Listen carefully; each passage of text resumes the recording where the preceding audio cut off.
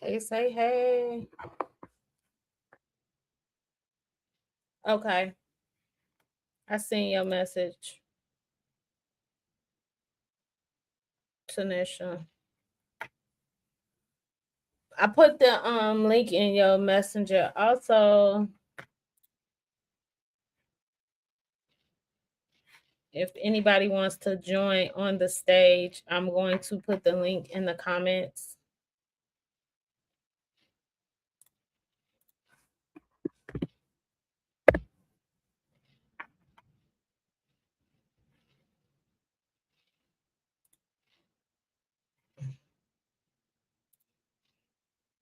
I put it in the comments. I sent it to your messenger and I put it in the comments.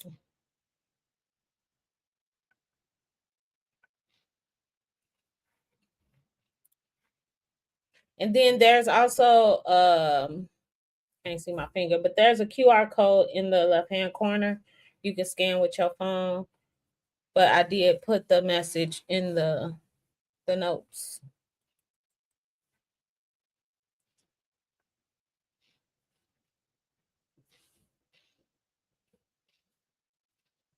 Trying to see.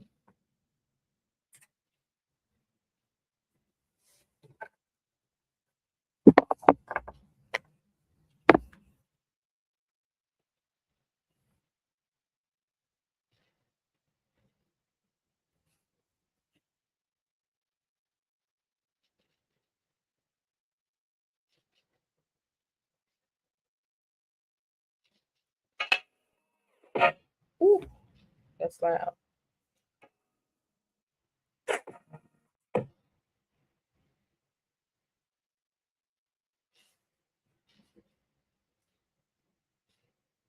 I know it's late.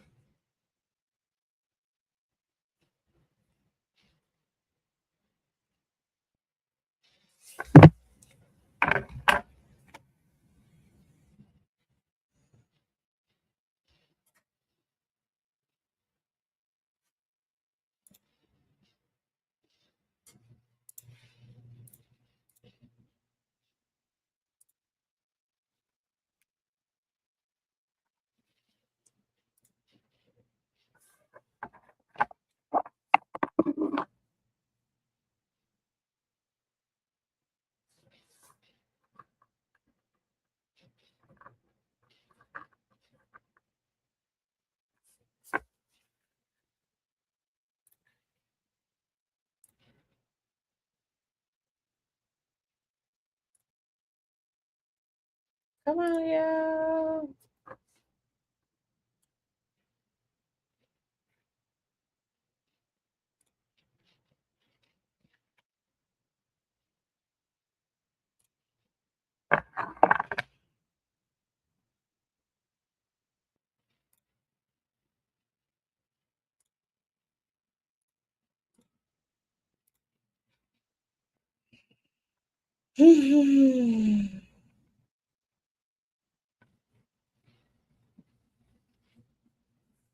I know I'm late today, so I can't even trip on y'all.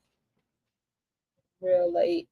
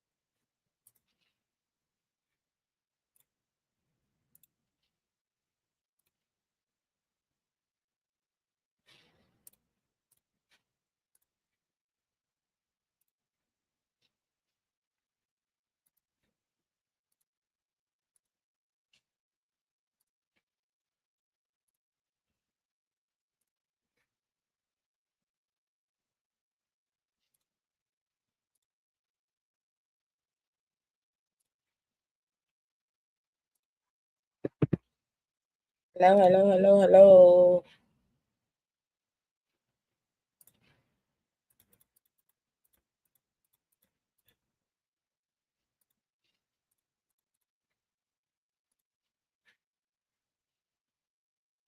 I ain't get tripping. It won't let me go live.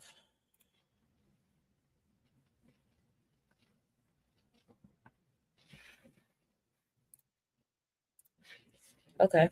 Wouldn't let me go live on Instagram.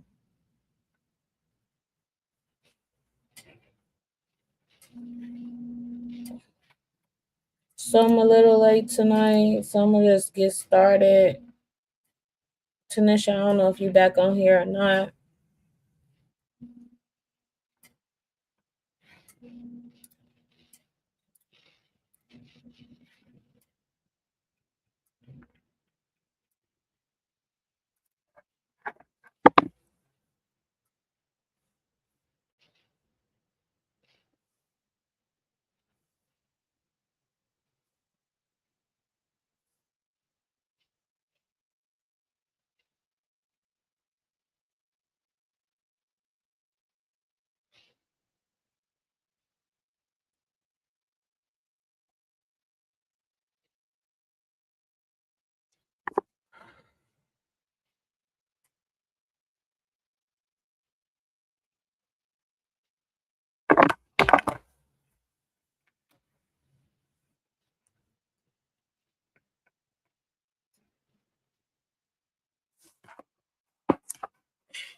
I might have to postpone this to tomorrow because ain't nobody jumping on. See one person, not sure who that is. Two people. Can y'all say hi in the chat so I know who it is that's on?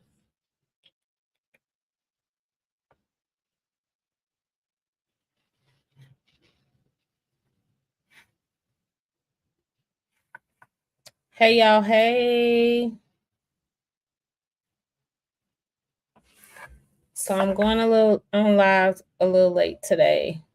That's okay. Better late than never, right?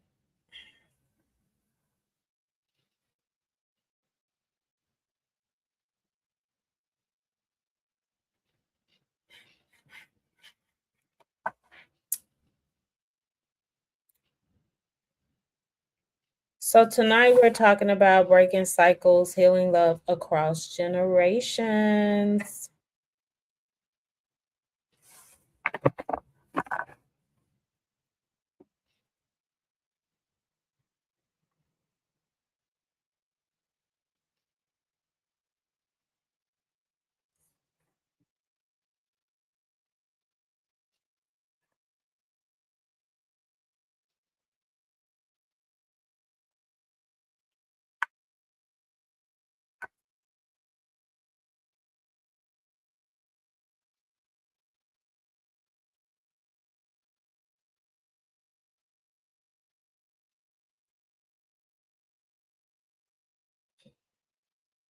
If anybody's in the chat, just say hey, please, from your side.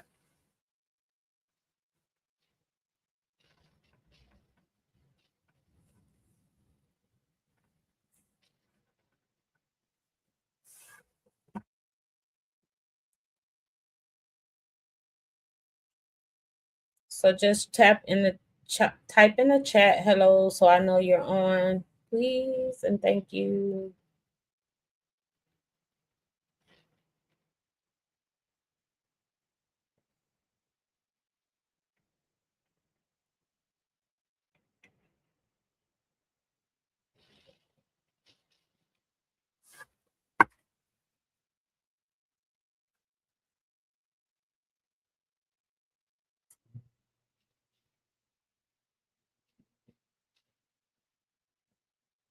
Hey Bertram, how you been? Oh my god, it's been forever.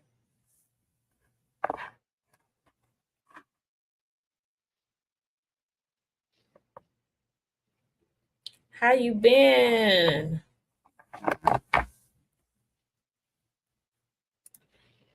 Hey. Hey, Wes. Hey, Bertram. It's been so long. I hope you're doing well. Hey, Wes.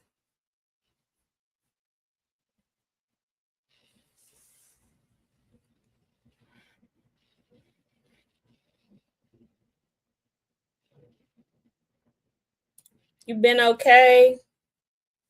That's good. Long time no hear.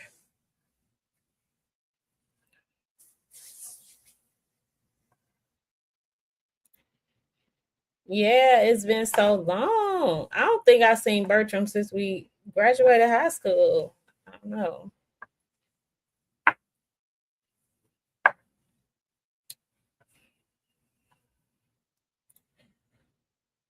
Tanisha said, hey. So I'll go ahead and get started.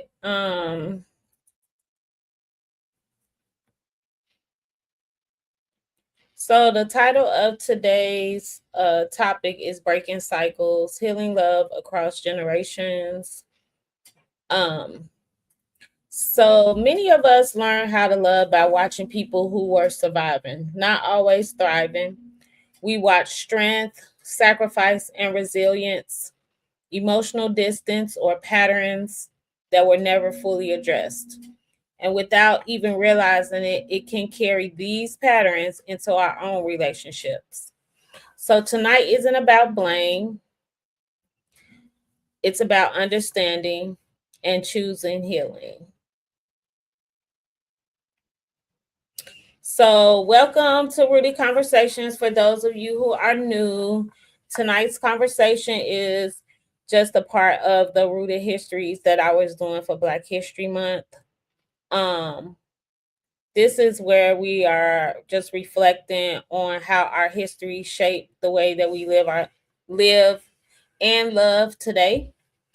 So tonight we're talking about breaking cycles, healing what we inherited, and understanding how boundaries and emotional accountability helps us create healthier relationships across generations. So before we begin, I just want to set the tone. As always, we welcome different perspectives and lived experiences, but we engage with respect. This is not a space to judge, shame, or dismiss anyone's story. We listen with openness, we speak with intention, and we honor that everyone's journey looks different. So you can disagree, but we do respectively. If at any point the conversation shifts away from respect, I will guide us back so that we protect the integrity of this space. This is a growth centered conversation, not a debate.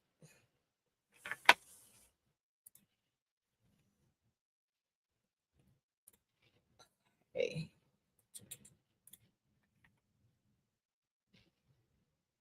So tonight, so throughout Black history, families and communities have carried extraordinary resilience. Love has often existed within the context of survival, navigating challenges while holding families and communities together. Today, we honor the strength. We also allow space to reflect on healing emotional growth and evolving how we relate to one another. So, what does it mean to break cycles? Breaking cycles means recognizing patterns that may no longer serve us and consciously choosing something different. So many of the ways we communicate, respond to conflict, or even express love, we've learned long before we understood them. So, what emotional messages did you kind of hear growing up?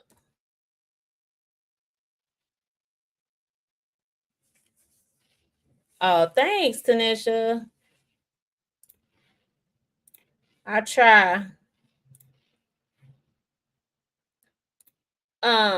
So what emotionals did you grow up hearing? Like,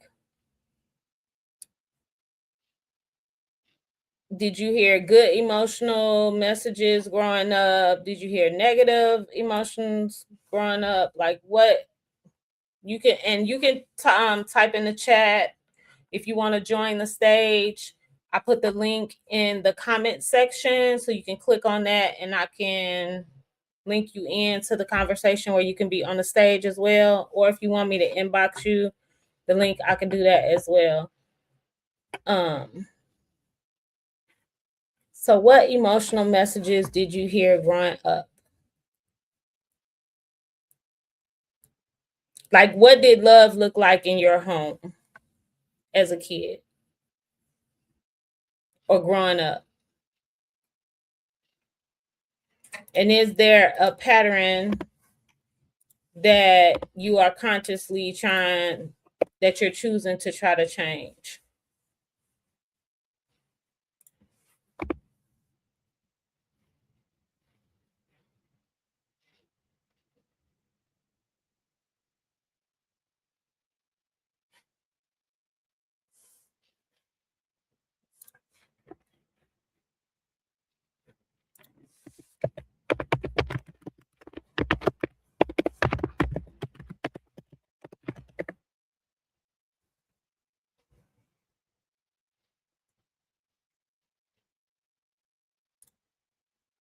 Let's see. I got comments. Oh, okay. So explain emotional messages. So emotional messages are like unspoken lessons that we learned, like how we express our feelings, how we handle conflict, um,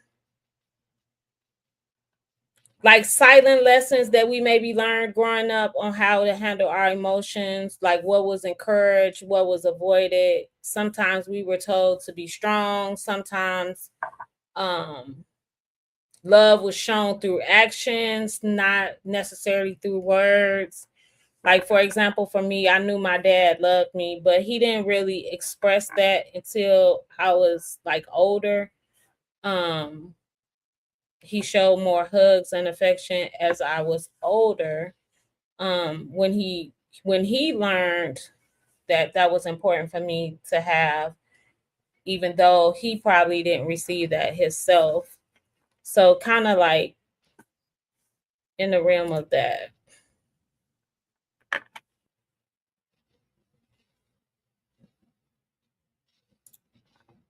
For me, it was tolerating everything. I felt my mom was a pushover. Ooh, yeah. So in my household, it was the opposite. The roles were reversed. I feel like uh, my dad kind of played the role of the pushover to a certain extent.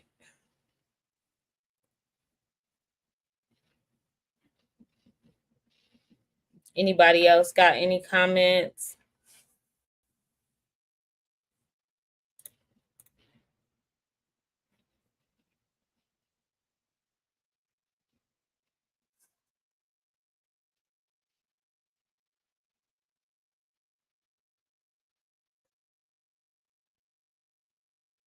So Tanisha said she felt like it was tolerating everything. So do you think by seeing your mom tolerate everything, and that she was a pushover, that you kind of brought that into your relationships, or do you feel like it made you do the opposite?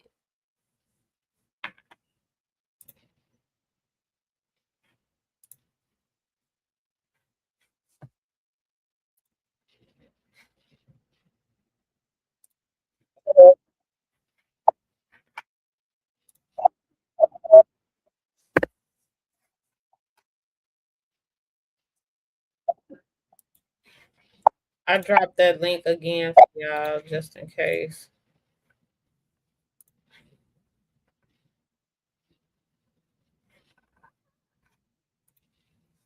And that's the link. If you guys click on the link, you can join me on the stage if you want to, or if you just want to continue answering in the comment section, I'm fine with that as well.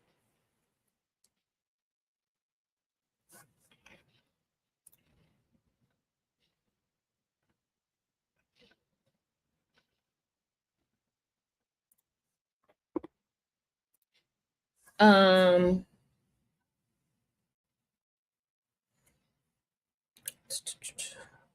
So, does anybody else besides Tanisha want to talk about what did love look like in your home? What patterns were you consciously choosing to change? Did it make you be more vulnerable? Did it make you not be vulnerable?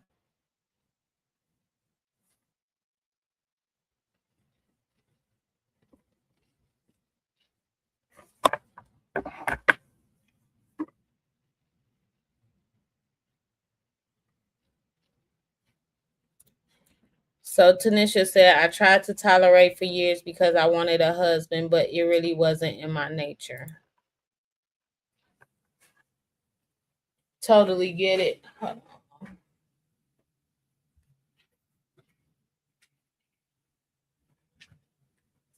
Sorry, I need to get some water.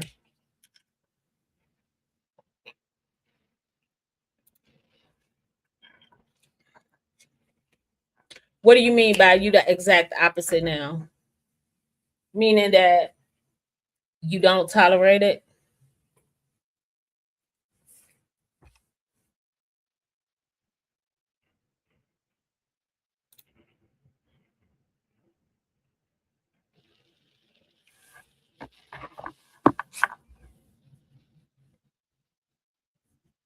I know seeing my mom be that way, it kind of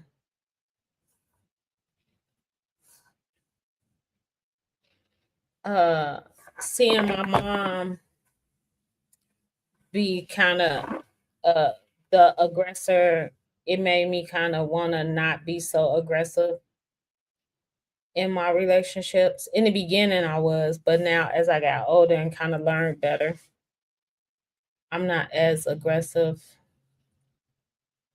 anymore. I'm a let a man be a man. I can't be a man, so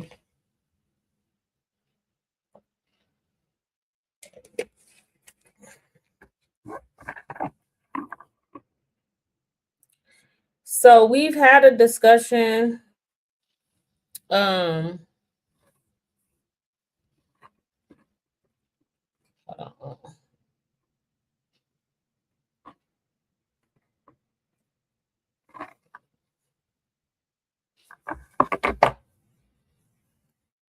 so we've talked about boundaries.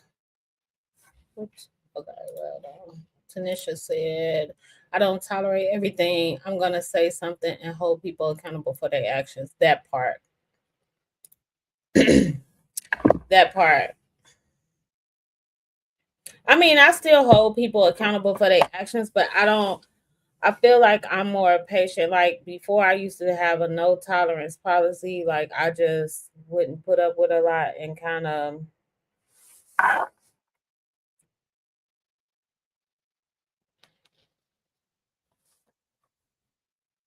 um would kind of push people away or just stop altogether. Um, so we kind of talked a little bit about boundaries, and tonight we're seeing through them through a deeper lens. So sometimes boundaries are acts of generational healing. They allow us to honor our history while also protecting our emotional well-being. So a so a boundary can be an act of love. You can honor your family and you can still choose different patterns. So what boundary are you setting that previous generations couldn't?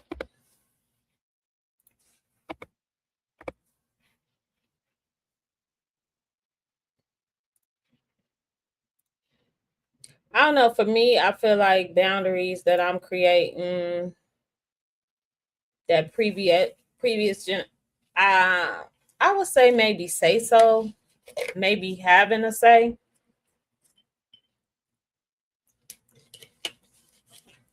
I think sometimes back then women just were quiet, didn't really say much.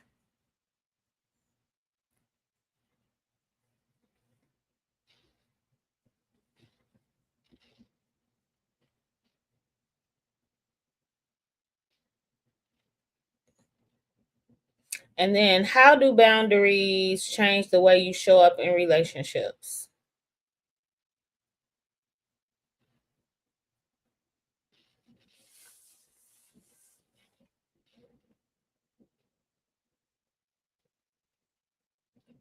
So many of us learn love through survival. Now we're learning love through awareness. Healing invites us to communicate with more intention, respond with more empathy, and create emotional safety.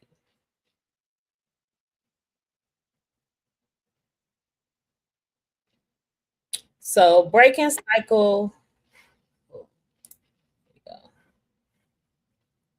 Hey Tanisha. All Okay.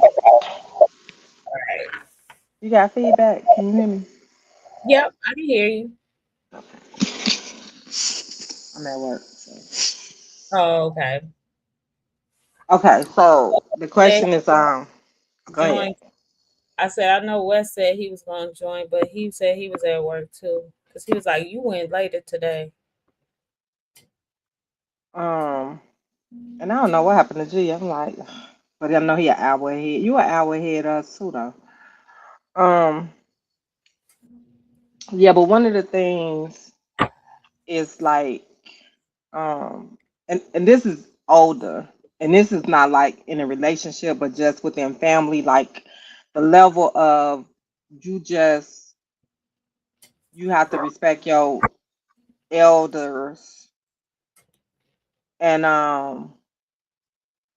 you know pretty much take anything. And so now I'm like that's something that yeah, I'm breaking that because Oh, so you meaning like the part where it says when you honor your family or whatever, but you could just choose different patterns.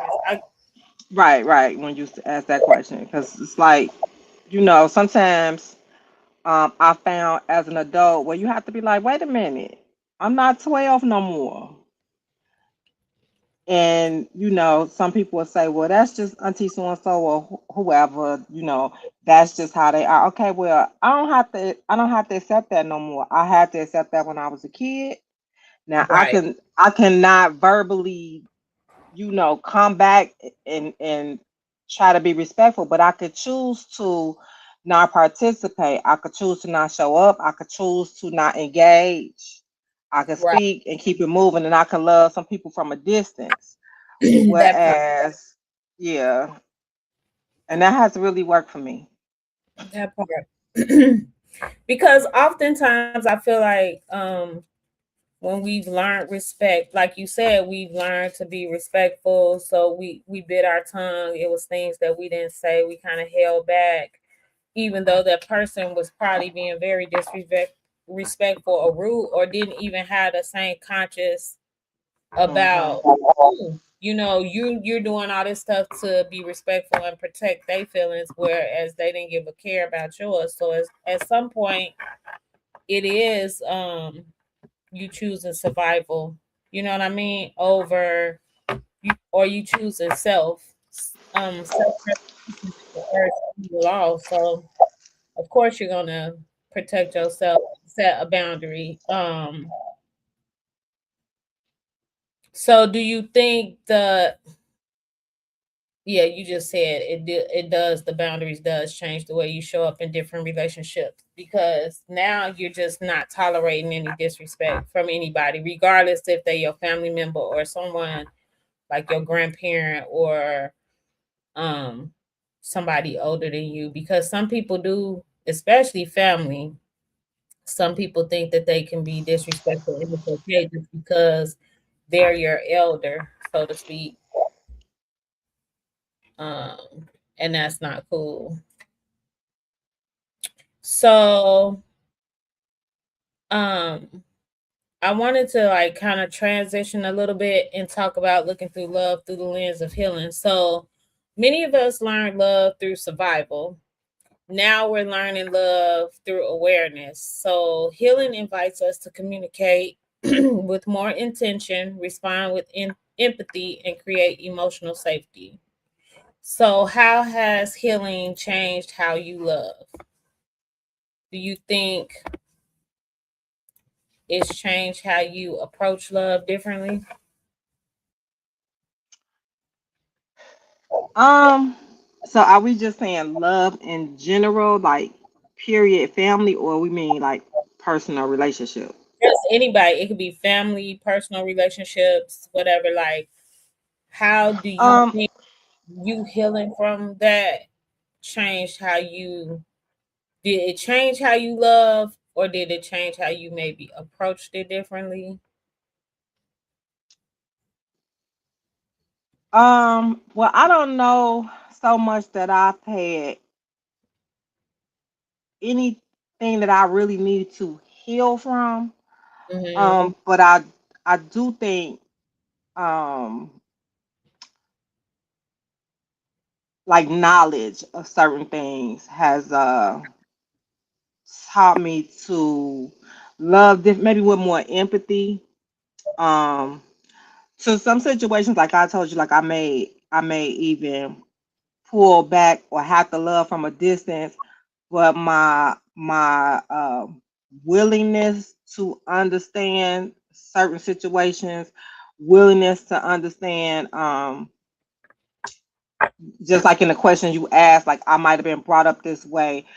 Hmm. So not so much to excuse behavior, but to try to just understand. And so with that, I think it has changed the way that I move when it relates to, Relationship.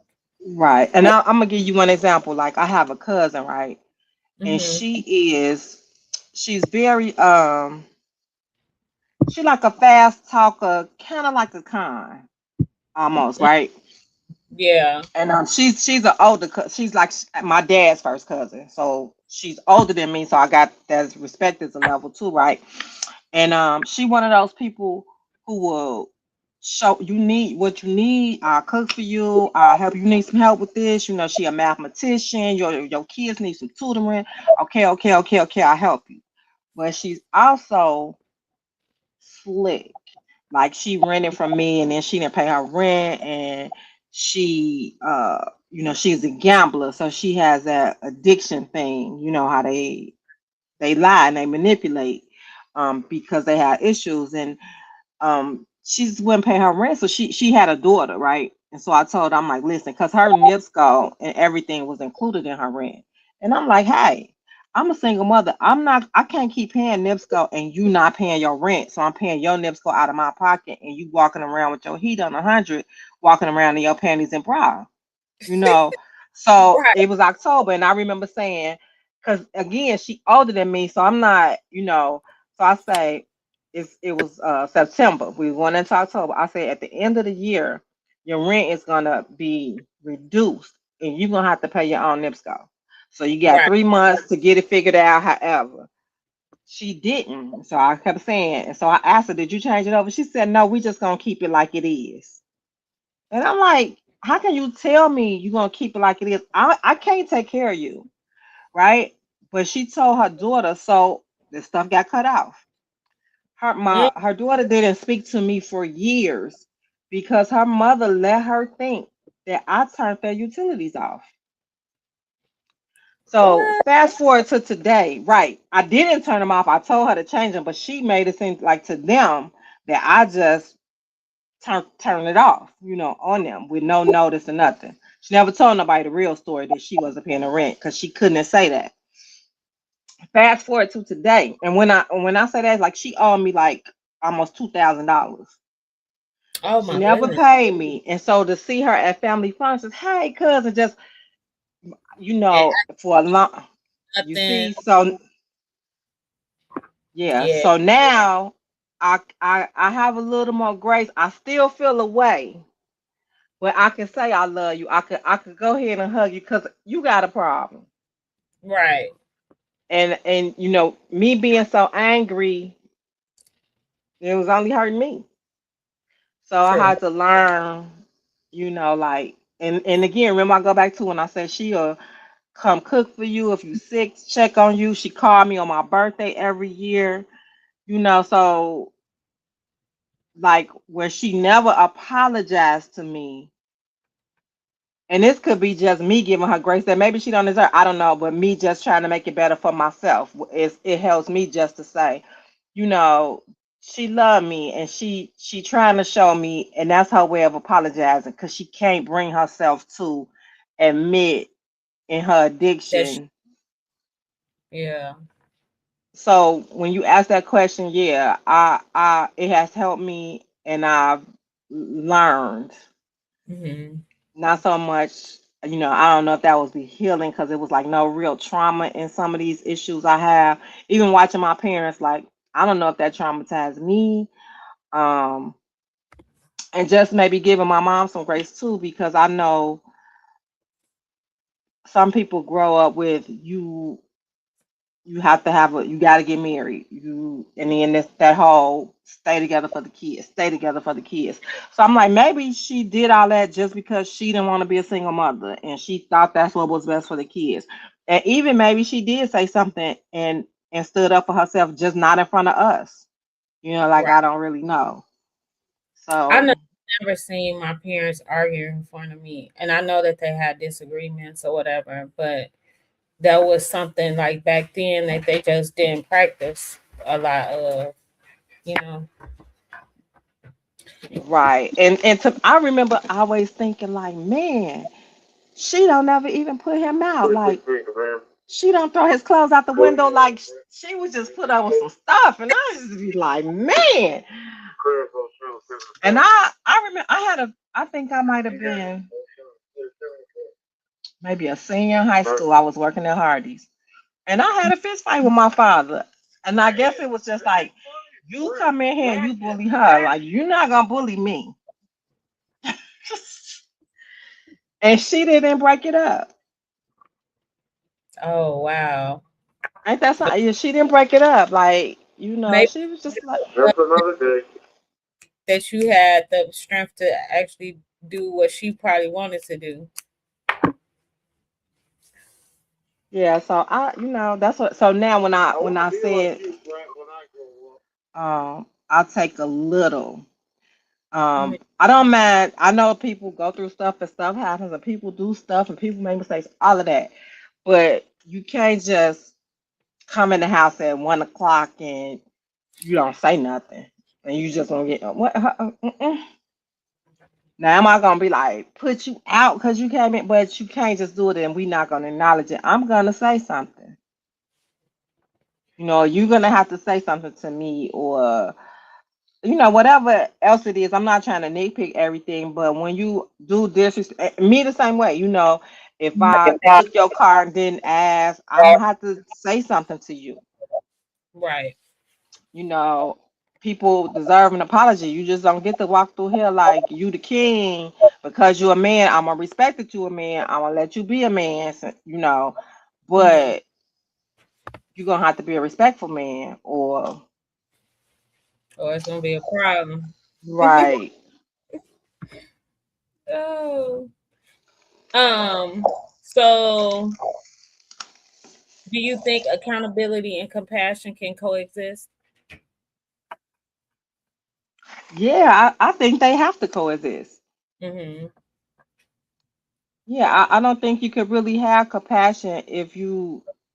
Yeah, I think they Thing. go hand in hand.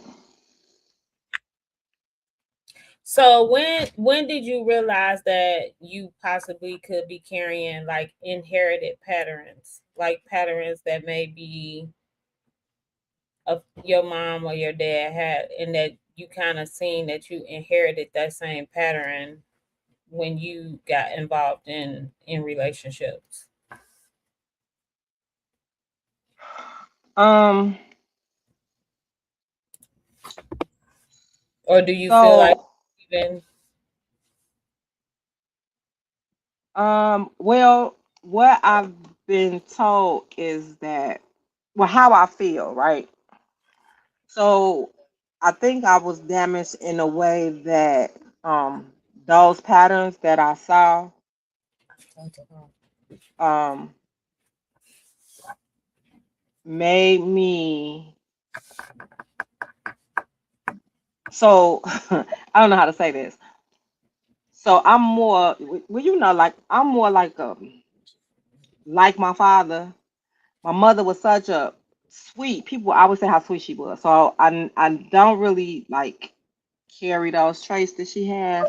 I'm more like my father. But as I got into relationships, because I had seen so much, like my father never worked. I mean, he would have a job here and there, but he never would keep them. And so my mother did everything, right?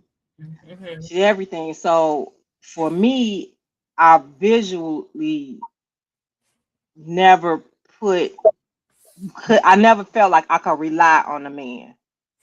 So it would be like if I said, now I never really lived with anybody, but if I was like, I need somebody, you gonna come cut my grass, right? And then, well, if you didn't come, I'm not gonna ask you 2, 3, 4 times and wait. I'm gonna cut the grass. Right. And so with that, people will say like you so much like your father, you won't, so I open the door, like I ask, but I don't wait. I'm not gonna be so docile that I can't do for myself. And so now I feel that my independence hinders me. And now that I have a daughter, I don't know what to teach her. So do you feel like you teaching her bad traits, maybe? Well, I don't know what to teach her. Like I don't know. So there's no man in the house. That's one thing. So she doesn't see one way or the other, right? So whatever I teach her, I have to tell her, right? So do I mean, because she got a good dad, and he the dad that's gonna show up for her and do all the things. When she call, he Johnny on the spot, right? So do I allow her to think that, you gonna find a man to love you and marry you and the whole Cinderella story? Or do I give her, hey, that might not happen. You need to learn how to do some things yourself. And then she's so independent like me that she's unapproachable. You know what I mean? Like so independent that men are afraid to approach her. So then she out there like me, cleaning her own gutters and shoveling her own snow. So I'm like, I don't really want her to live hard like that. I would love for her to have a husband, but do I not teach her nothing so she could sit around and wait? I don't know. I don't know what to teach her. And maybe that's because I didn't have my experience with the man in the house wasn't that. It was a man in the house just to say it was a man in the house. The man really didn't help the household. He ain't pay a bill. He ain't clean up. He would be home when he wanted to be. So we lived in an apartment, so my mother never really had to do some of that stuff. But so to me, you ain't really need a man in the house. But that's a terrible thing. Like I don't want to tell her that. I don't want to teach her that. So I don't know. I don't know. Is there still a such thing as like that type of love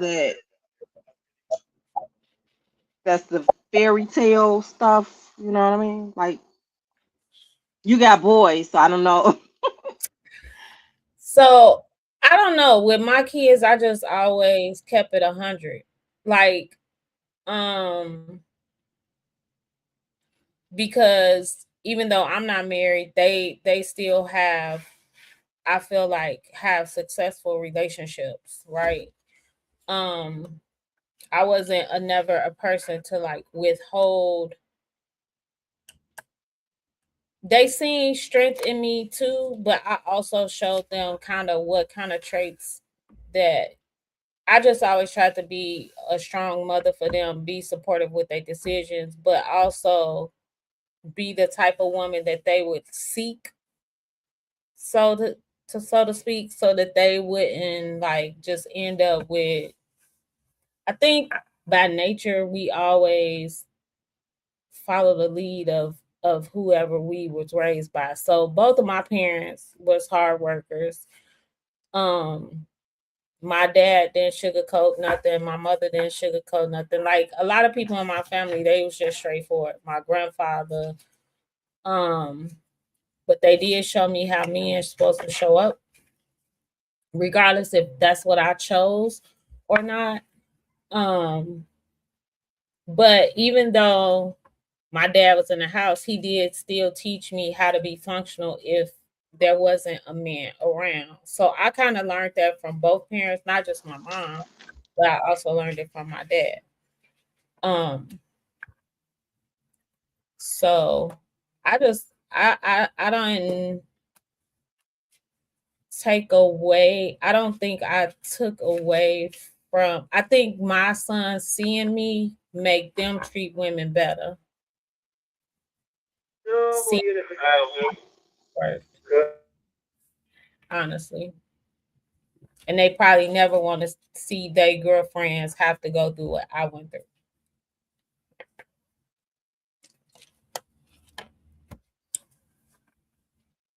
But with boys, you do have to be a little bit tougher. I mean, yeah, girls, he said he's gonna just be have more a conversation. But you said your daughter's father is in her life, so she will probably pick someone that's similar to her dad.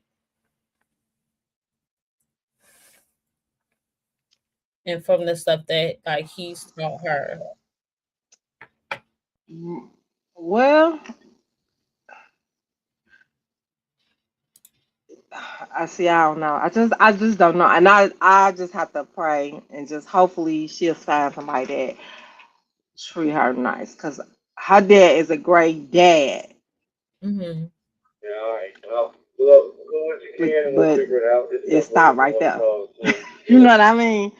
Like, you know, he all that in the dad, but um, he's I don't know, just like I don't think is a good person. It's like so it would be like, yeah, she I could do this. She not gonna do nothing because she can't afford to live in a house like this on her own. So she not going nowhere. You know, those how he chauvinistic kind of is like what well Mm-hmm. again I'm like you get somebody like that you gonna be happy because if you're not happy you don't have to deal with that and but I don't want to just push that because that's me like you don't got to be bothered with that like I just shut up just like I just don't know what to say. I was like, ooh, I just Hey, hope. if you Hmm. don't mind me asking, around what age is your daughter? She 13. She in the 8th grade. Because what I'm finding with this other generation, I just see it in my kids per se, but they not tolerating a lot of stuff. Um,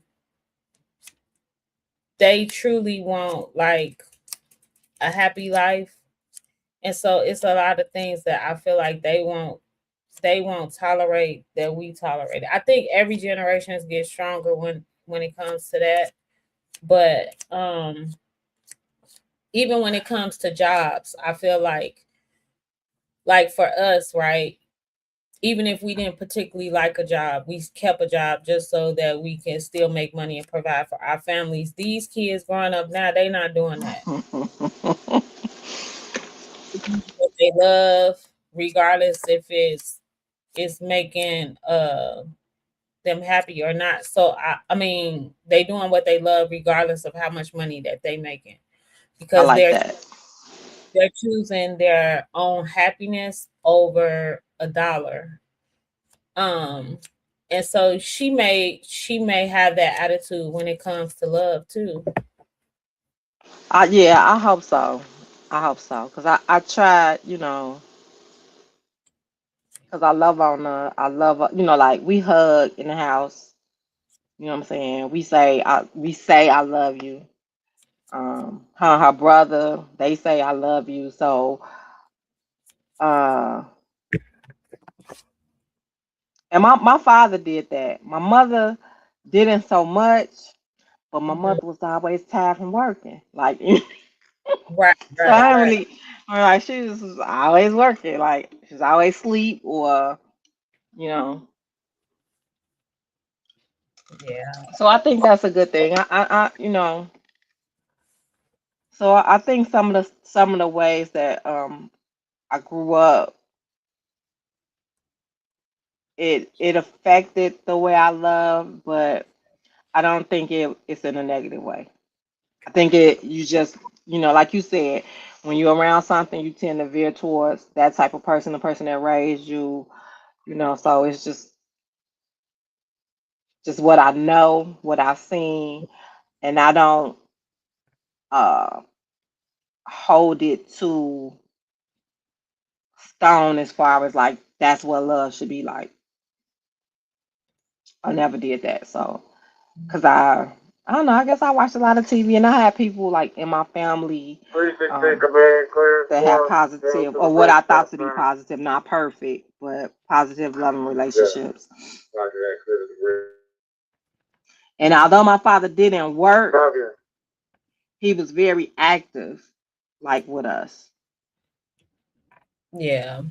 Like he came to the school, he did the field trips, he coached the little league. So it was still a very loving relationship, but just not in a traditional sense as far as the household and the marriage.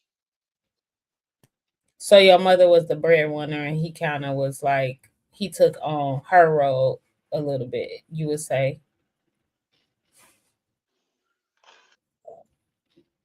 took on her role as Uh, meaning like how you said he showed up to the games and did all that stuff. So he was doing all the stuff that your mother couldn't because she was at work. Pretty much, it sounded like. right. Like he Mhm. cooked. My mother don't know how to cook. My father taught Mhm. us how to cook. Mm. So it was good things Hold on. that he did. Right. Yeah. So that's what I'm like, you know, It's not the it molded monetary me. piece, Right. but he still showed up. Yeah. Yeah. Just He was yeah. active. So it was just different. So it's almost like the same thing. I'm sorry, people were. No, you good. Um, well, hold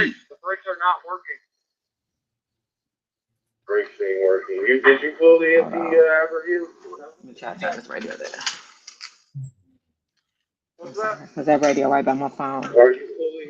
So yeah, he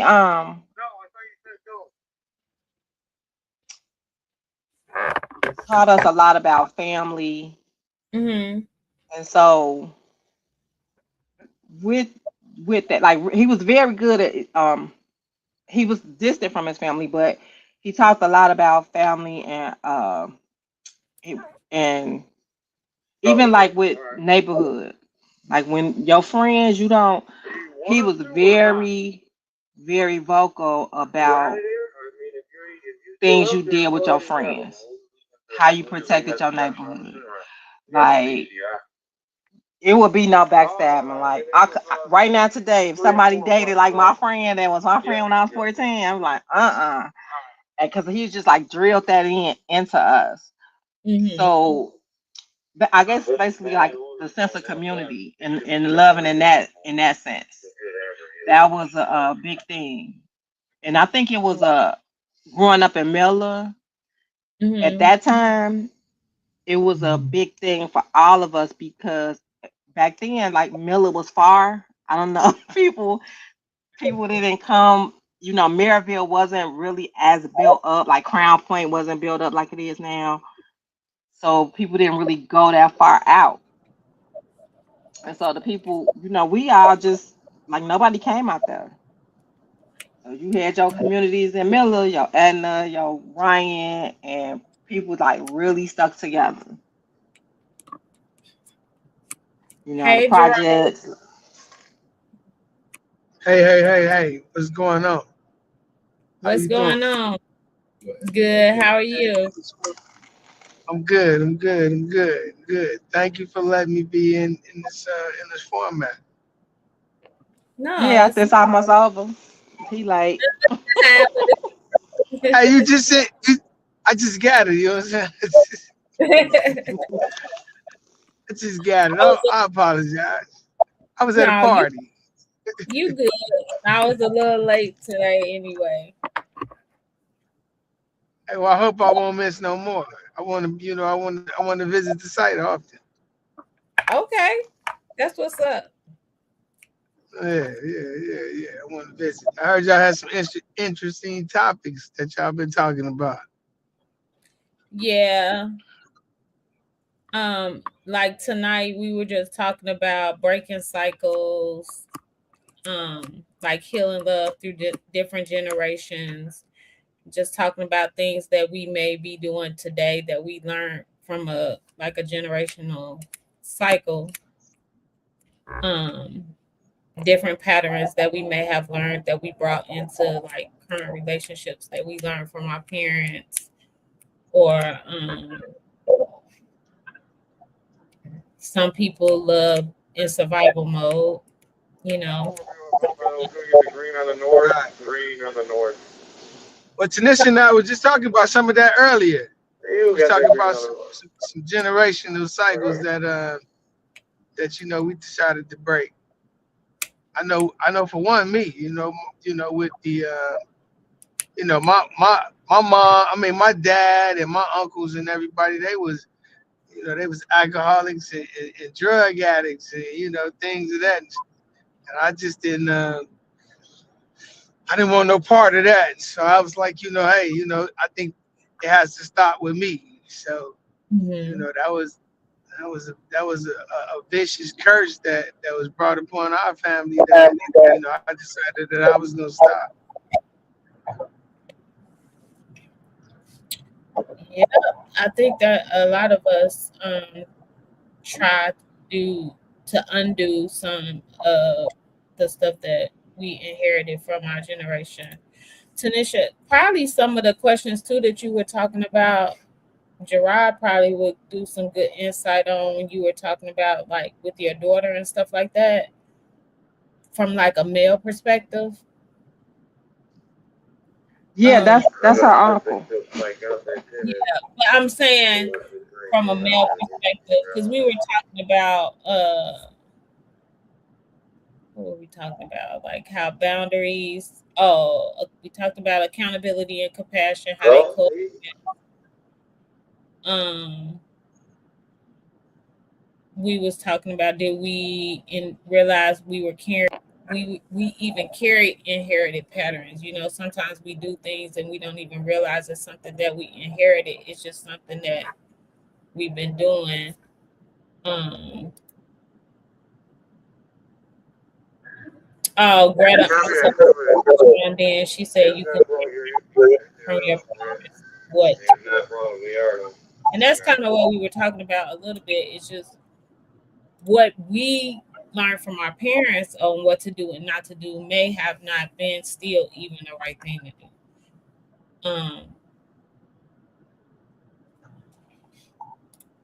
So Gerard, what I there go your sister now, G. She said me and cousin talked about this all the time. Um, Gerard, what I was saying was that when you talk about love, right? And I was just saying how I didn't inherit like all the little nurturing stuff, the stuff. So I'm more like my father. And with my independence, I found that it's I don't know, like people men say they want an independent woman, but my independence has hindered my relationships. So I was saying that, but for me, like I'm cleaning my own gutters, I'm cutting my own grass. Like I have to do stuff. And I can't when I had a man, it's like, okay, I need you to do this. But if he don't show up today or tomorrow, like I can't wait. So I move on and just get it done. How, just handle the business. So as far as Danny is concerned, do I teach her that since I feel that my independence is a hindrance as far as loving relationships with men, do I teach her the whole fairy tale, like, you do this and you be this kind of woman because when your husband comes, you blah, blah, blah, blah, blah, blah, blah, blah, blah. Or do I prepare her to possibly not find anybody, knowing that that preparation could be the reason that she doesn't find anybody. If you know what I'm saying. I do, but I mean, I don't think that. I mean, I think that you preparing her is what you should do because I mean, I find so many times these young men out here they different. The younger generation they just so different. I mean, from trying to take care of a woman, trying to take care of a household, they different. And man, they are very different. And so I I was mean, like, you I know, really of don't course, know what to tell her. Like, I hope she find love, but hey,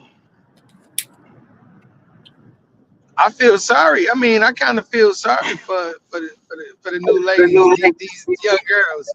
I do because I mean, these gentlemen. I mean, I went to the gas station and I seen this guy. I seen this young guy in the car while the girl jumped out and pumped the gas, and I kind of lost my mind. I'm like, yo, man, you ain't gonna get out and pump that gas for her? You know what I'm saying?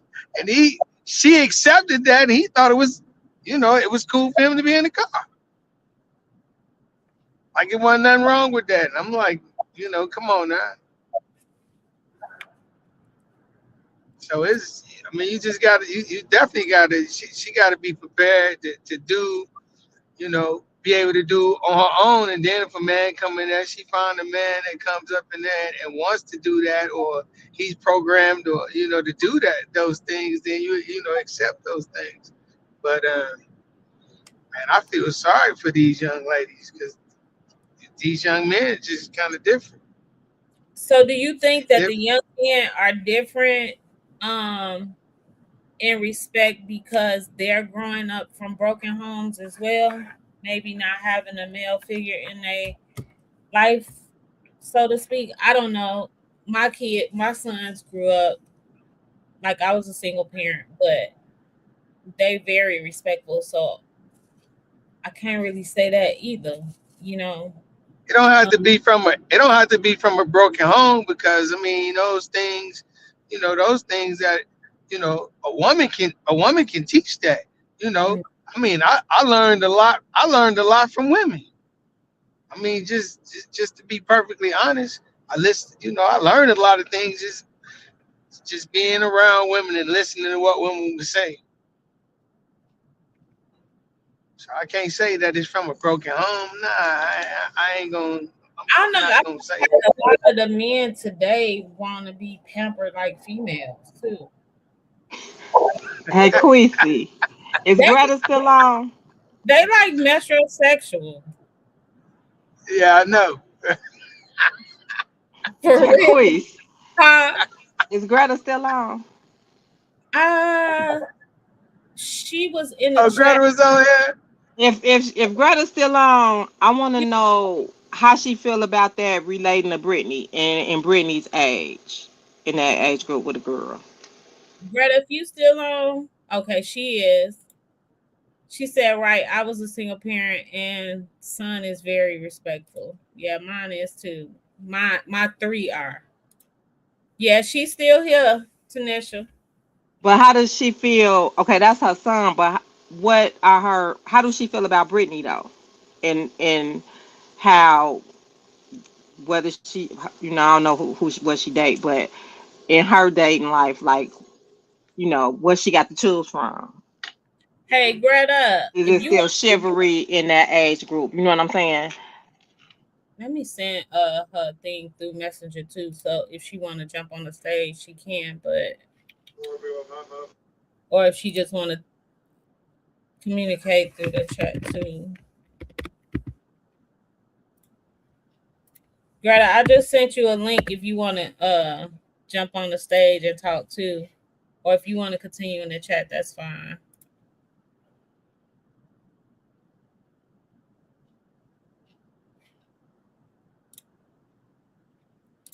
I just sent you the link, so see if you got it. If not, it's in the comment section.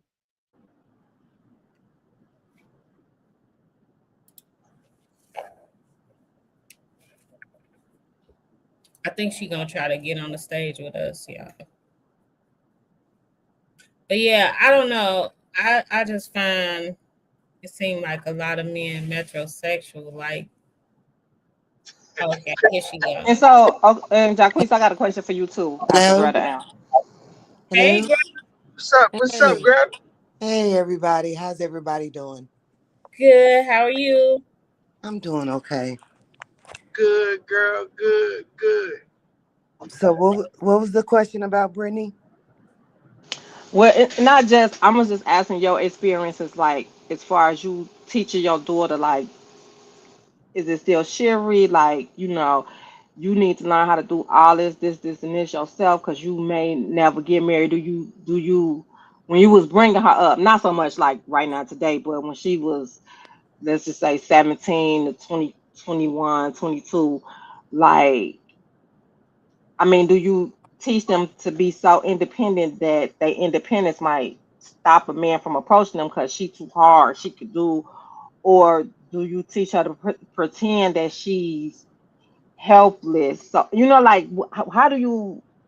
What are we doing with the girls now? Like that's so you'll do it a little older, I'm so gonna maybe be you can over help So 200,000 me. I was going to say my kids are millennials because I have two daughters. I have one that's 4 years younger than Brittany. So Brittany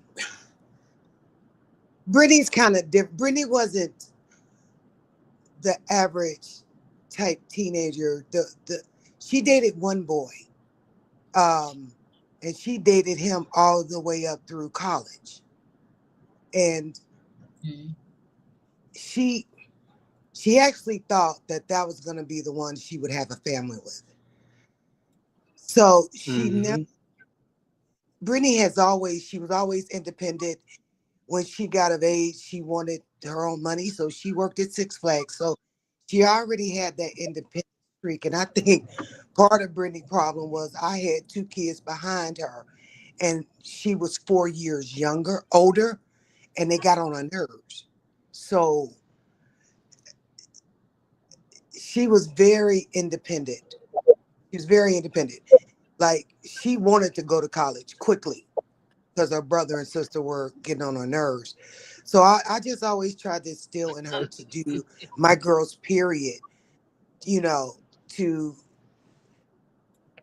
be the best you can be. I never said, no, have a man take care of you. A relationship is different. You have to put the work in, just to go out and say I want a man to take care of me. No, that's not how that goes. So I always taught them to be independent, and they saw what I went through. I was a single parent. I worked two full-time jobs to provide for them, and they saw it, and that instilled something in them. Like all my kids are hard workers. Hard workers. They Brittany travels all the time. She's constantly working. My middle daughter works two jobs. My son's been at one company for 9 years. So I think I instilled what they saw that I did, and they wanted to make it better. And like you saying, the generational type things, like they're not with them kids and making kids or getting pregnant. I'm like, we're not doing that. You're not going to look at me as an example of that, because that's not how that's supposed to go. And even to this day, I had one granddaughter and she passed. She would have been 10 this year. I have no grandchildren, and their their mindset is to do it the right way, if that makes sense. Mhm. It does. My son Thank you. is very adamant on not having children until he's with the right woman. But he's adamant about dating women that has children. He doesn't want to.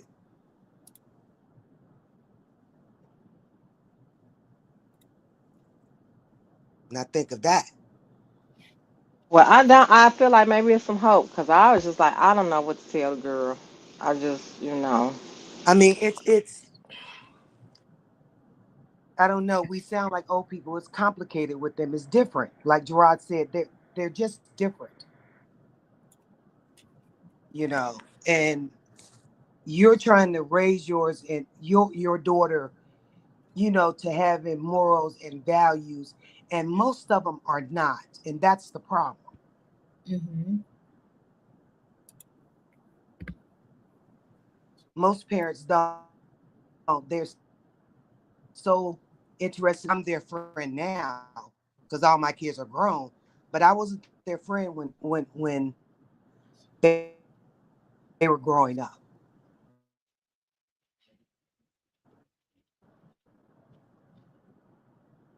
Yeah, I think that it's like I said, it's just messed up. So So many things I always thought that that the younger generation education are accepting these would be the days is key. kind of You, crazy. Yeah, that part. So one more, I got a question for you yeah, too, that Queasy. they are okay with. Go ahead. Go ahead, Greta. Sorry. No, go ahead. Go ahead. Go ahead. Tanisha, you had a question?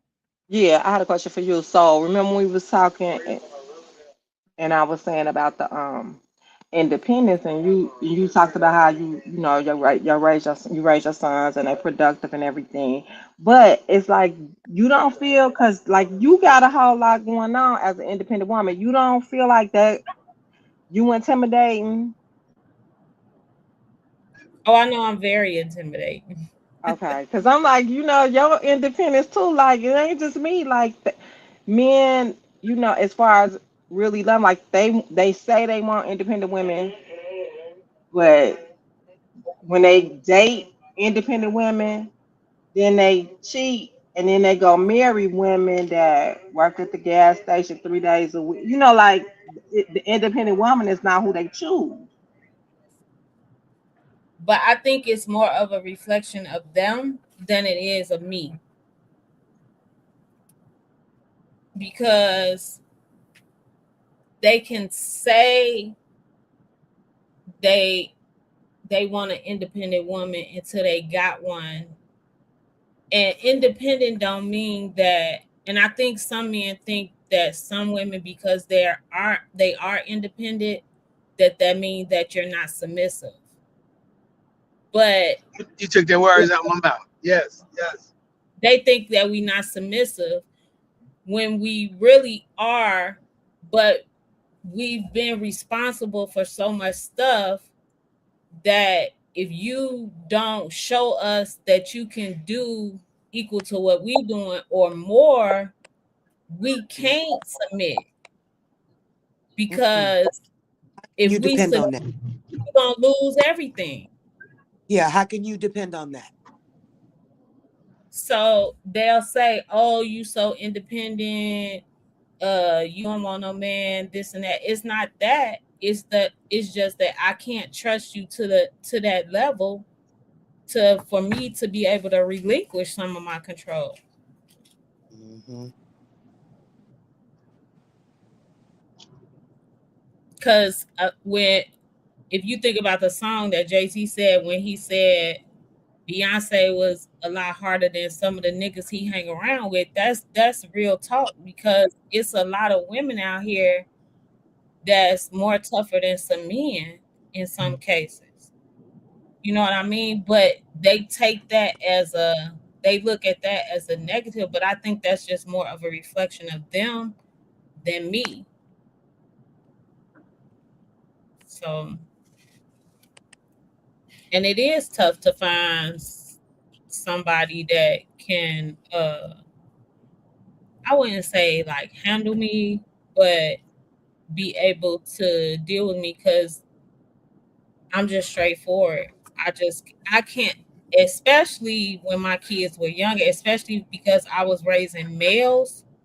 I couldn't have somebody inconsistent around me, because then Mm-hmm. that taught my boys inconsistencies. I even told my son's own father, look, if you can't be consistent, because every time you don't come around or you don't do what you're supposed to do, I gotta build them back up every time. Then I would rather you just not be around, period, because you're showing them too much inconsistencies, and then they'll grow up learning that. And I didn't want them to learn that. So I feel like I did a very good job, the best I could with my sons.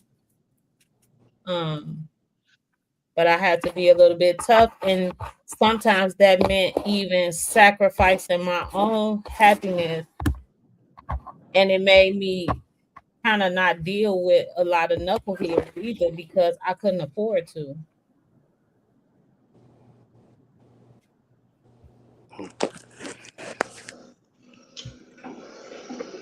Exactly. I'm with you on that. I did the same thing. I think now for me, what was crazy, I feel like it's harder for me to raise my daughter than it was for me to raise my sons, and she a female.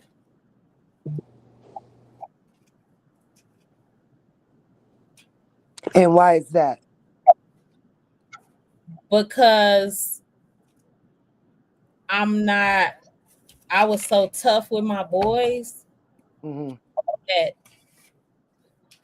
I feel like I'm the same way with her, but sometimes she needs a more gentle approach. Mm. But I don't know. Tonight, after I was in the car with her and we was having a conversation, I was like, okay, well maybe I did do all right. She ain't as fragile as I thought. So,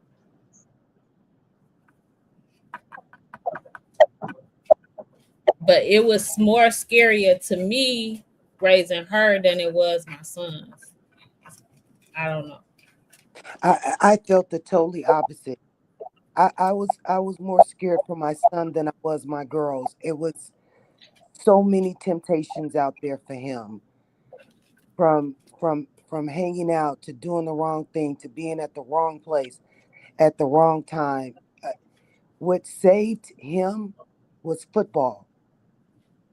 He loved to play football and he focused on that, but I was so afraid of him getting killed or getting locked up. It was stressful. Yeah, and my sons played a lot of sports too. I think sports is very good for, especially for males. It teaches them a lot of accountability early on in life. Yeah.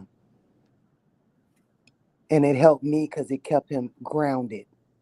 Hmm. So somewhat. He did a lot of stuff, but when he really got into that, starting in middle school, it just kept him grounded.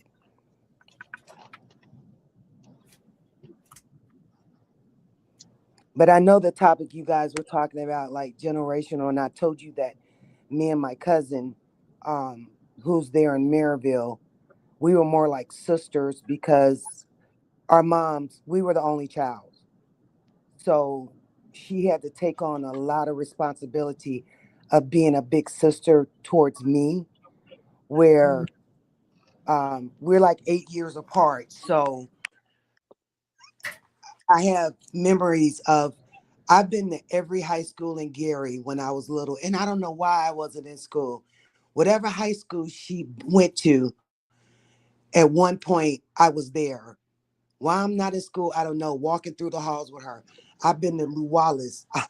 I've been to I've been to Word, because every place that she went, she had to take me. And that's because our mothers and the my auntie, who I'm named after, her name was Greta.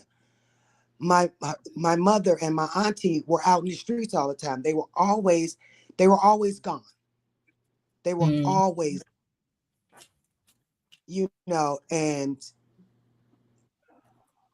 I tell her all the time, how thankful that I was for her, because she took on a lot of responsibility taking care of me. you know, and that was one thing that we said we wouldn't do with our children. You know, Mhm. uh, break the cycle of that.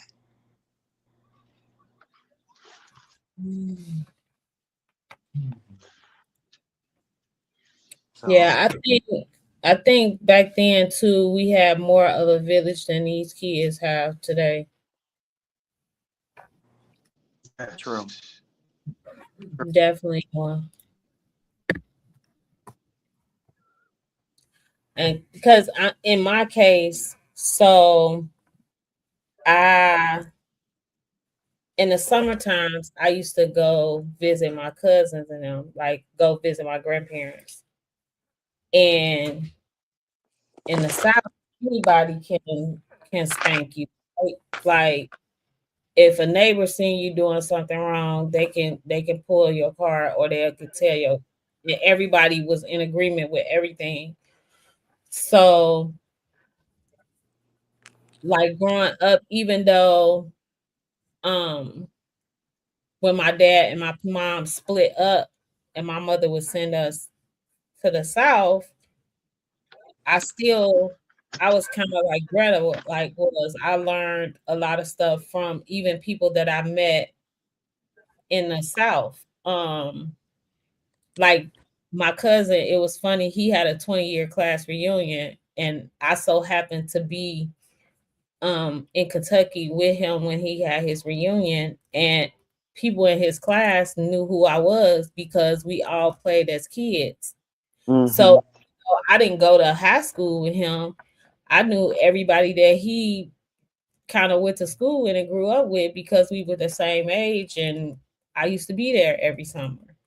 So I think we have more of a village than these kids have, and it's kind of sad. And then we also then had the aspect of social media. Like social media has messed up a lot of these kids too, um, because it gives them a false impression on life and even just like the music. It's so many things that can like get kids off track these days.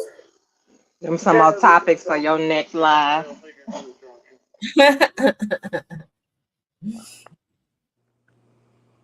So what else was I gonna say?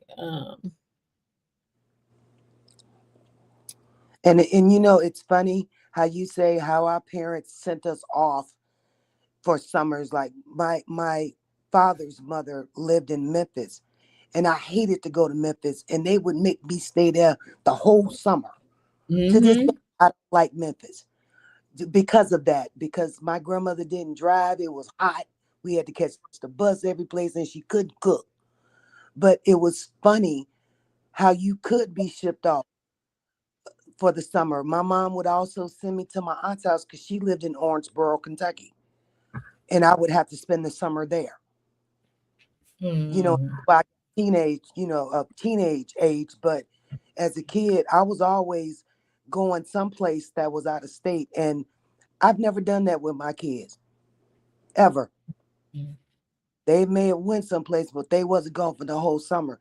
The first time I ever left my kids more than 2 weeks, it was some years ago, and I came to Gary and I stayed there for 2 weeks. That is the longest I had ever been away from my children. My mom is like a big family person. Like she loved her family unconditionally. So for us, she always wanted us to have relationships with her side of the family and like my dad's people. So when we would go to the summer, we would be visiting everybody. We wouldn't even be out of school 2 weeks and we'd be out of town. But it would Mm. be like I would visit my grandma on my dad's side. Then I would visit my grandma and my granddaddy on my dad's side. Then I would visit my great grandmother, which was my grandmother's mother. Then I would go back and stay with my grandma and granddaddy.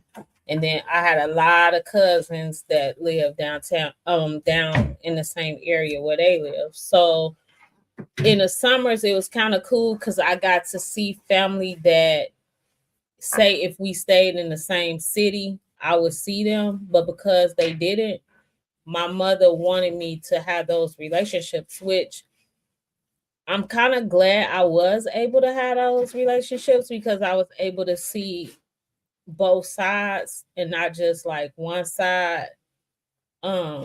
But because my mother chose to move away from Kentucky and my dad, they all stayed in similar areas, but because they chose to move up north because of work or whatever, it's kind of why we wasn't close to well, we didn't live close to the family. But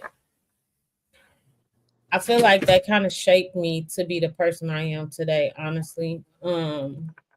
And I'm glad for that because some of these kids can't say today they had those relationships. Like I knew both of my grandparents' parents, like my granddaddy's mother, my grandmama's mother. So I was able to still have relationships with a couple generations, whereas some kids don't have that today. I didn't know my great grandparents. So Yeah. that's really fortunate, for you to have that because I like I said, I'd never met them. And then my grandparents too, they died, well, I want to say fairly early. Like my mother, she passed in 89, Mm, and I was 15 when she passed. So, it's very fortunate when you can still have them around. mhm.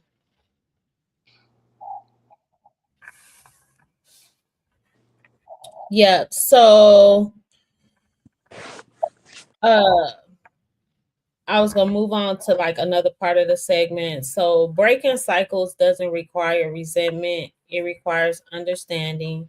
Many people did the best they could with the tools and awareness that they had. We can hold gratitude and growth at the same time. So how do you honor your roots while still evolving today? And I kind of pretty much said that, like, I feel like my grandparents, my family in general shaped me a lot. I was able to be, like I said, amongst multiple family members. So that definitely kind of shaped how I evolved today. Um, I felt more of a grounded person because I kind of knew where I came from and the people who raised my parents, and it gave me a better understanding of why my parents act the way they acted as well. Um, so for me, it was a I would say it was a gift. It could be a gift and a curse. Well, I think one of the ways you also can honor would be to continue to nurture and love through the relationships, but don't repeat things that were done that you can look back on and see a wrong in it. So just like when Greta said, I always was shipped off. I always was shipped off. So, or my mama was always hitting the club and gone out. So I didn't do that with my kids. I So didn't. you can still Right. nurture the relationships and say, hey, these your cousins and we gonna go visit them. We're gonna go visit them. But I'm not gonna take you, dump you, leave you, so Mm-hmm. Yeah, and I'm not like that with my kids. I'm kind of like Greta is. I'm real close to my kids. I'm probably like the only parent. I said, you know how when they have like spring breaks and stuff, and some people be like, "Oh, I can't wait for these kids to go back to school." I used to actually like when my kids was out of school, um, because I'll I feel say, like it gave me time to bond with them and us to do stuff. So I was kind of the opposite of that. yeah, you opposite, because I was one of them parents. It's time to go. I got to go. I have had enough, especially summertime. All they do is eat, drink, and sleep. That's it. Mm. Get out of here. So yeah, you're different on that. And it's funny because my oldest son, he a real like into family. And I think it's because of the way I like nurtured them a little bit when they was growing up.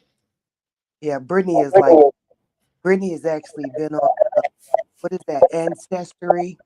She's Hmm. really into that for both sides. And she asked a lot of questions, stuff that I don't even know, but she started digging and she couldn't stop. Yeah, my other son just did that too, and it was interesting to see some of the stuff that he found. Told me a lot about myself to the point it makes me want to do it now too.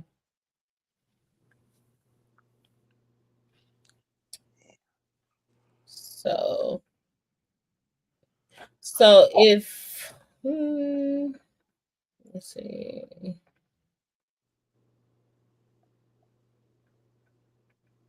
So, just kind of in closing, I appreciate all of y'all coming on tonight to discuss. I know I was a little late, but I still appreciate y'all coming on. But When, I just when did you put your announcements out? Because I didn't see it. I don't see when you're on. I see after you've been on.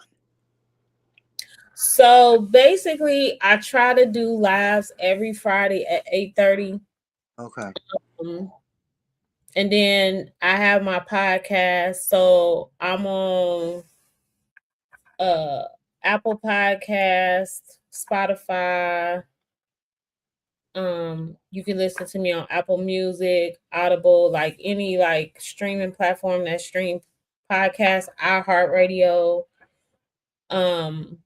But I post actual podcast on every Monday and Wednesday, and then I do like a Thursday pause, and then I do Fridays. I do lives, and I try to kind of keep the theme or whatever of what I'm discussing, and then sometimes I'll just pick another topic that I feel like is kind of random.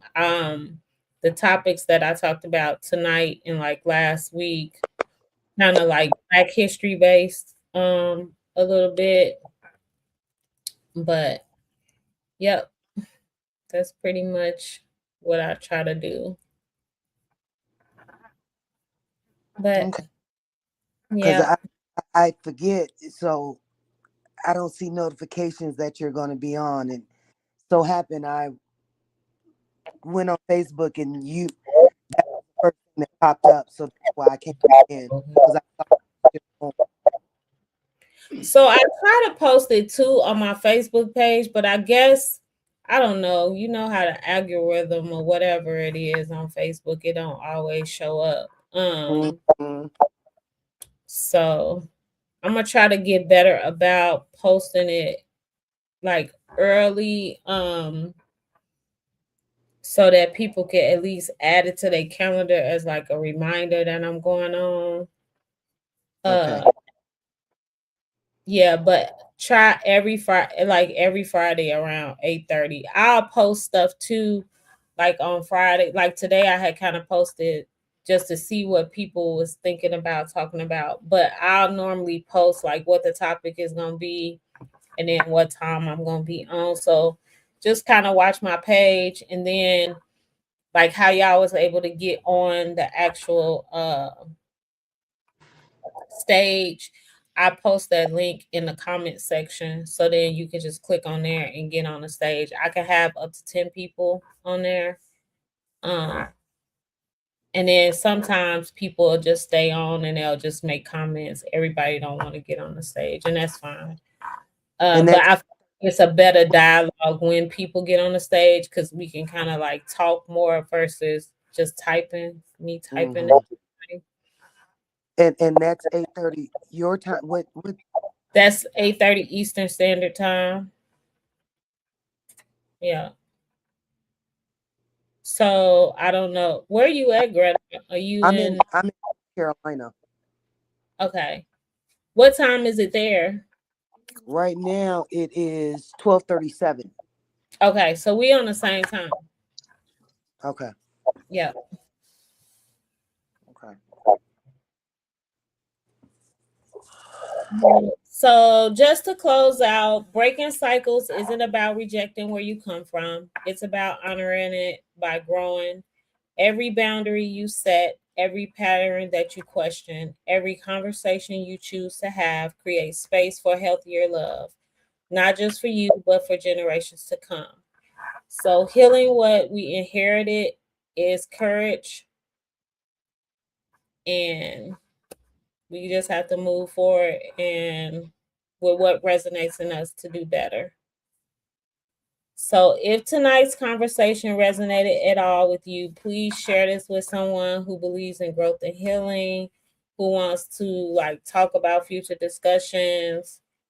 I really appreciate and thank you all for showing up with your honesty and stay rooted. And Tanisha, thank you so much because you have really been a big supporter of me every week. She is on it. She be messaging me. So I really appreciate the support and I Now, appreciate everybody coming now on. I feel bad. Okay, I'm gonna do better. No, don't feel bad. Hey, you and me, Greta. We both gonna do better. Okay. Let's see how they doing us, G. No, It's because because we in North Carolina, Greta. Okay. no, it's funny because when I first started this, I think the first time I went live, nobody was really on there but Tanisha. And I was like, well, ain't nobody really joining. She was like, nope, let's just keep talking. She was like, it's okay, just practice with me. And then people started coming on. So every week, it'd be like a different group I of mean, that's people. a So little different. on, It's different but if I would say, like a word like I this, appreciate, where, something like that. I think that first time I was trying to get on there, that first time, I think I was in the chat room or the waiting room or something like that for a little while. okay. Hey, but I'm gonna ride with you. It's all good. Thank you. Yeah, we gonna be here till it blow up. All right. And then And don't hopefully be do this and don't be live. forgetting us when it do. You That's said right. this. And don't be forgetting us when it do. Oh, I won't forget. Your original audience. Don't be forgetting us. That's right. I won't forget y'all at all.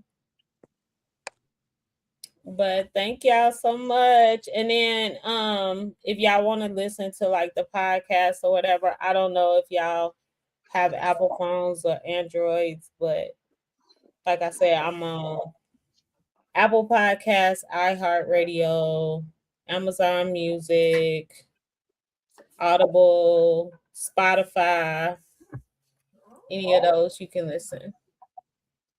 Okay. All right, right. You going girl. global. You going global. Huh? I say you going global. Yeah. She was And she was Tanya on the told me to radio tell y'all station hi. down She here. said she gonna be on the next one. You said Huh? what now? And Tanya told me to tell y'all hi. She said she gonna be on the next one. Oh yeah. Please do. You gonna have a husband and a wife. You can ask some good questions then. Yeah, People that's a with different good type of love. perspectives too. Like, you know what I mean? The married people could chime in and teach the single people stuff. So yeah. Oh no, That's we still learning. that's the way we learn. You said what, Gerard? Still trying to figure it out. Yeah. But obviously y'all doing something right that y'all can maybe cheat somebody else. So Okay. Awesome. What they have is beautiful. It's beautiful. mm-hmm. Until the money run out. You know what I'm saying? So silly. I, I, I think I'm part of that When the independent. benefits go. I'm with Jacquees and Tanisha. Nah, bro, you can go ahead on. I'm done with this. I am so done with this. Dude, you can go. Mm-mm. Yeah. Yeah, you guys have a beautiful thing. You too, and have a Thank good week, you all. All right. All All right, y'all right. be good. Talk to you See you guys. next time. All right. Bye. Bye.